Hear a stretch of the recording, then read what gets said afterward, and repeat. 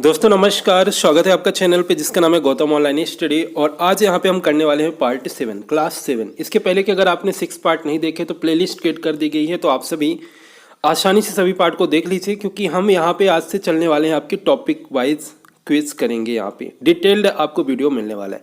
चलिए वीडियो को कंटिन्यू करते हैं। यहाँ पे हम बात करें टेस्ट सीरीज की, तो आपके लिए उपलब्ध है परीक्षा ऐप पे, लिंक डिस्क्रिप्शन में डाउनलोड कर लीजिए। कूपन कोड यूज़ कीजिए गौतमो40, जिसमें आपको 40% का डिस्काउंट मिलने वाला है।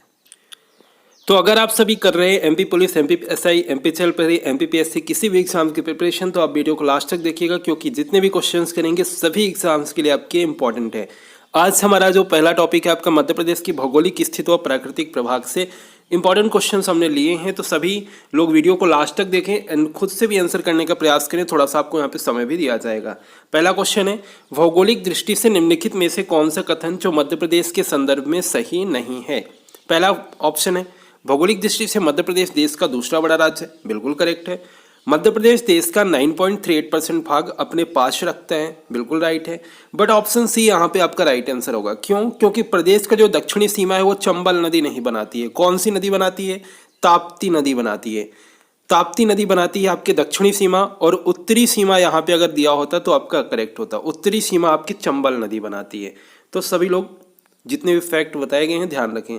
अगला प्रश्न कर लेते हैं, मध्य प्रदेश के पूर्वी तथा पश्चिमी भाग में लगभग कितने मिनट का अंतर है।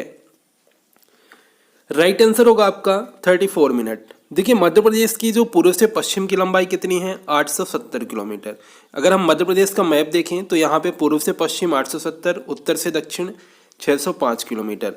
बट यहाँ पे पूर्वी तथा पश्चिमी भाग में लगभग कितने मिनट का अंतर है, ये क्वेश्चन है हमारा। तो यहाँ पे आपका लगभग यहाँ पे 34 मिनट आपका करेक्ट आंसर होगा।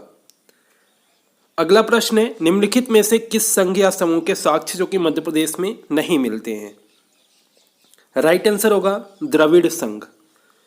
अब अगर हम बात करें भूवैज्ञानिक संरचना से जो संबंधित हम अध्ययन करते हैं, उसमें हमने देखा कि धारवाड़ समूह, पुराने संघ, आर्य समूह, साथ ही साथ तृतीयक समूह जो कि आपके क्रिटेशियस कल्प आदि की चट्टानों के साथ आपके मध्य प्रदेश के विभिन्न भागों में पाए जाते हैं।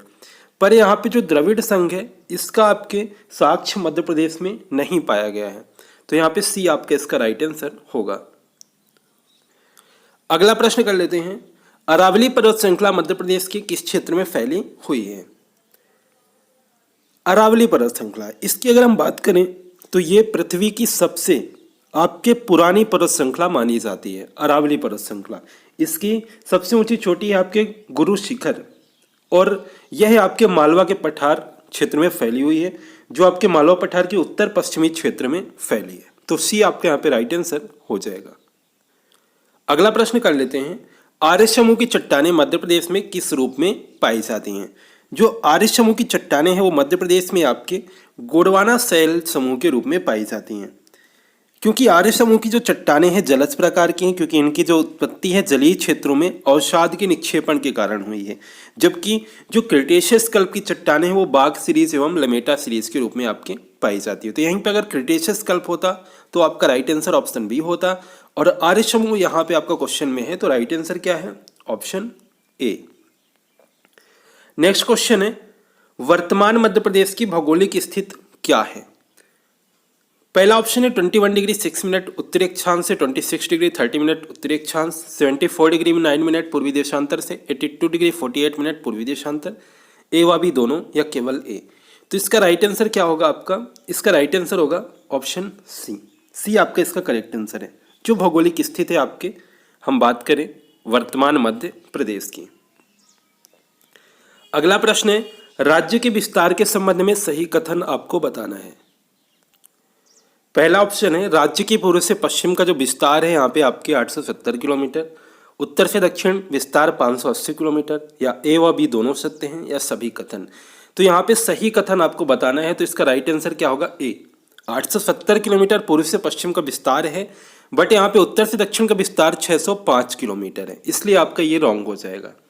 अगला प्रश्न है, मध्य प्रदेश राज्य है संपूर्ण, जो आपके बात करें मध्य प्रदेश राज्य समुद्री सीमा से घिरा राज्य, या पूर्ण भू अविष्ठित राज्य, या अंतरराष्ट्रीय रेखा को छूने वाला, या उपरोक्त सभी। मध्य प्रदेश राज्य की बात करें तो पूर्ण भू अविष्ठित राज्य है। बी पूर्ण भू अवस्थित राज्य। ये भू अवस्थित राज्य क्या होता है जानना आपके लिए जरूरी है। इसकी सीमा ना तो आपके समुद्र से मिलती है, ना ही किसी इंटरनेशनल बाउंड्री अंतर्राष्ट्रीय सीमा को छूती है, इसीलिए इसे हम भू अवस्थित राज्य कहते हैं। साथ ही साथ बात करें आपके हरियाणा, छत्तीसगढ़, झारखंड भी आपका भू अवस्थित यहाँ पे राज्य है। अगला प्रश्न है, मध्य प्रदेश के गठन के संबंध में गलत कथन आपको यहाँ पे बताना है। पहला ऑप्शन है, महाकौशल की राजधानी जबलपुर थी। बुल्ढाना, अकोला सहित 8 जिलों को तत्कालीन मुंबई राज्य में सम्मिलित किया गया।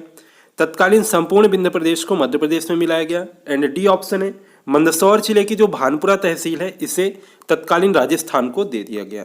तो यहाँ पे जिसमें गलत कथन आपको बताना है तो डी आपका इसका राइट आंसर होगा, क्योंकि इसमें गलत डी इसलिए है क्योंकि मंदसौर जिले की भानपुरा तहसील का सुनील टप्पा जो कि राजस्थान के कोटा जिले में मिलाया गया था, ना कि पूरी तहसील को। क्लियर है। अगला प्रश्न देखिए। अगला प्रश्न है हमारा, भौगोलिक बनावट जो आपका भौतिक बनावट की दृष्टि से वर्तमान मध्य प्रदेश को कितने भागों में बांटा गया है। वर्तमान मध्य प्रदेश की बात की गई है। ऑप्शन सी आपके यहाँ पे राइट आंसर होगा। देखिए, अगर हम बात करें विभाजन से पूर्व मध्य प्रदेश तो आपके 9 भागों में विभाजित था, लेकिन विभाजन के बाद अगर हम बात करें तो 7 प्राकृतिक भागों में विभाजित किया गया है। जैसे कि आपके मध्य भारत का पठार, बुंदेलखंड का पठार, मालवा का पठार, रीवा पन्ना का पठार, नर्मदा सोन घाटी, सतपुड़ा मैकाल की श्रेणी तथा बघेलखंड का पठार। इस तरह से 7 यहाँ पे भागों में बांटा गया है। अगला प्रश्न है, निम्न पठारों में से किस पठार का निर्माण जो कि ज्वालामुखी उद्गार से निकले लावे से हुआ है। इंपॉर्टेंट क्वेश्चन है। तो कौन सा पठार है जिसका निर्माण ज्वालामुखी उद्गार से निकले लावे से हुआ है। यह है आपका मालवा का पठार। मालवा के पठार का निर्माण ज्वालामुखी उद्गार से निकले लावे के द्वारा हुआ है और इस पठार में डक्कन ट्रैप सेल पाई जाती है। कौन सी? डक्कन ट्रैप सेल पाई जाती है, ध्यान रखिएगा। अगला प्रश्न, मध्य प्रदेश के 3 प्रमुख जिले जो कर्क रेखा के सबसे अधिक समीप है। राइट आंसर क्या होगा? कर्क रेखा के सबसे अधिक समीप कौन कौन से हैं आपके? तो यहाँ पे उज्जैन, रतलाम, राजगढ़। देखिए, कर्क रेखा बात करें तो मध्य प्रदेश के आपके मध्य से गुजरती है। यह उज्जैन के महाकाल मंदिर के ठीक ऊपर से गुजरती है। तो मध्य प्रदेश का उज्जैन, रतलाम तथा राजगढ़ जो जिले हैं ये कर्क रेखा के सबसे समीपस्थ हैं। जबकि अगर हम बात करें भोपाल, विदिशा, शाजापुर, सीहोर, जबलपुर, शहडोल, उमरिया, इन सभी जिलों से भी कर्क रेखा गुजरती है। टोटल आपके 14 जिलों से कर्क रेखा गुजरती है आपके मध्य प्रदेश की। सबसे नज़दीक की बात की गई थी तो उज्जैन, रतलाम, राजगढ़। क्वेश्चन बन जाता है। अगला प्रश्न है, किस जिले में सतपुड़ा पर्वत श्रृंखला नहीं है? कौन सा है आपका? बिलासपुर। देखिए, सतपुड़ा पर्वत श्रृंखला जो है आपके ये बिलासपुर छत्तीसगढ़ जिले में नहीं है, जबकि यह मध्य प्रदेश के खंडवा, बैतूल और आपके छिंदवाड़ा, होशंगाबाद इन जिलों में आपके विस्तारित है। खंडवा, बैतूल, छिंदवाड़ा, होशंगाबाद इनमें विस्तारित है, बट बिलासपुर छत्तीसगढ़ में आपके ये विस्तारित नहीं है। तो डी आपका यहाँ पे राइट आंसर हो जाएगा। अगला प्रश्न है, सिगार चोटी, जाना पाव तथा धजारी चोटी किस पठार में स्थित है? यह स्थित है, अगर हम बात करें इसमें से सिगार चोटी हो गया और आपके जाना पाव हो गया, धजारी हो गया, इनमें से आपका डी ऑप्शन राइट आंसर होगा।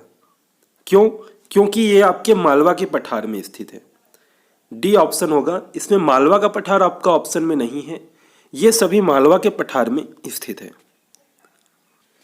अब अगर हम यहाँ पे बात करें एक्स्ट्रा फैक्ट की, जैसे कि सिगार चोटी हो गया ये 881 मीटर, जाना पाव हो गया ये आपका 854 मीटर, धजारी हो गया ये आपका 810 मीटर ऊंची पहाड़ियां हैं जो मालवा के पठार में स्थित सर्वाधिक ऊंची चोटियों में शामिल हैं, जो कि इस पठार के महुआ दक्षिण में आपके स्थित हैं। तो ये सभी मालवा के पठार में स्थित है आपके। अगला प्रश्न है, मध्य प्रदेश का सर्वोच्च शिखर धूपगढ़ किस पठार में स्थित है? जो सर्वोच्च शिखर है धूपगढ़ किस पठार में स्थित है? यह स्थित है आपके सतपुड़ा के पठार में। देखिए, मध्य प्रदेश की सर्वोच्च ऊंची चोटी जो कि धूपगढ़ 1350 मीटर जो सतपुड़ा श्रेणी के अंतर्गत आता है, और विशेष रूप से आपके यह बात करें किस जिले में आता है तो होशंगाबाद जिले में। होशंगाबाद जिले में आपके आता है और यह प्रदेश का एकमात्र हिल स्टेशन भी है आपका। ये भी आप सभी यहाँ पे ध्यान रखें। तो इसका राइट आंसर क्या होगा आपका? इसका राइट आंसर होगा आपका सतपुड़ा का पठार। अगला प्रश्न, धूपगढ़ किस पहाड़ी पर स्थित है?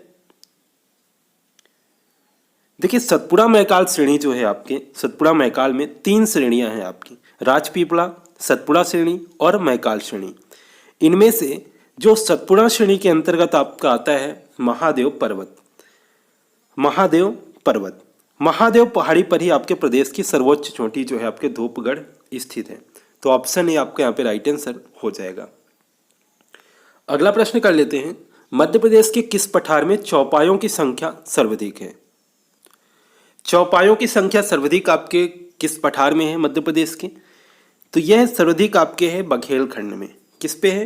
बघेल खंड में सर्वाधिक चौपायों की संख्या है। देखिए मध्य प्रदेश के बघेलखंड पठार में वन्य प्रदेश की अधिकता के कारण क्यों चौपायों की संख्या क्यों ज़्यादा है? क्योंकि वन्य प्रदेश की अधिकता है यहाँ पे, तो इसलिए आपके यहाँ पे सर्वाधिक चौपाए आपके पाए जाते हैं। तो यहाँ पे डी आपका राइट आंसर हो जाएगा। अगला प्रश्न है, सिद्ध बाबा पहाड़ी निम्न पठारों में से किस में स्थित है? सिद्ध बाबा जो आपका पठारी है आपके बुंदेलखंड में स्थित है। बुंदेलखंड जो कि बुंदेलखंड पठार में स्थित है और इस पठार की सर्वोच्च चोटी है।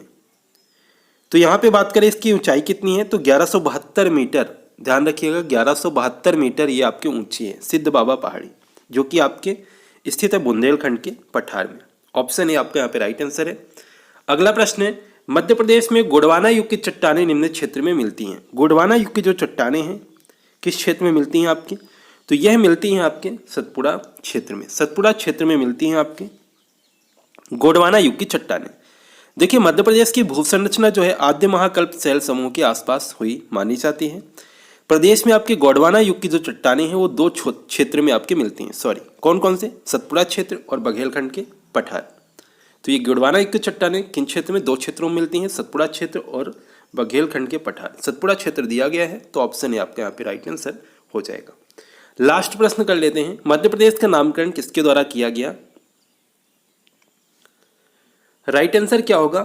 बी, पंडित जवाहरलाल नेहरू के द्वारा। मध्य प्रदेश देश का आपके हृदय प्रदेश है, अर्थात यह देश के आपके मध्य में स्थित है। इसी के कारण आपकी इसका नाम जो कि मध्य प्रदेश के नाम से पुकारा गया। और प्रदेश का यह नाम आपके भारत के जो प्रथम प्रधानमंत्री थे पंडित जवाहरलाल नेहरू, इनके द्वारा यह नामकरण किया गया था आपके मध्य प्रदेश का। ये मध्य में स्थित है इसीलिए इसका नाम मध्य प्रदेश है। और ये मध्य प्रदेश देश का हृदय प्रदेश भी इसे बोलते हैं। मध्य में स्थित है तो आपके इसीलिए यहाँ पे हृदय प्रदेश बोलते हैं। ये हमने आज के 20 प्रश्न यहाँ पे किए और ये एक टॉपिक था आपका भौगोलिक से लेके। इसी तरह से कुछ क्वेश्चन और हम करेंगे, फिर यहाँ पे और भी टॉपिक को हम लेते चलेंगे। तो अगर आपको इस सीरीज पसंद आए तो सभी लोग सपोर्ट करें, वीडियो को लाइक करें, शेयर करें और चैनल को subscribe and bell icon press कर लीजिएगा, जिससे आने वाले वीडियो का नोटिफिकेशन आपको मिलता रहे। Thank you.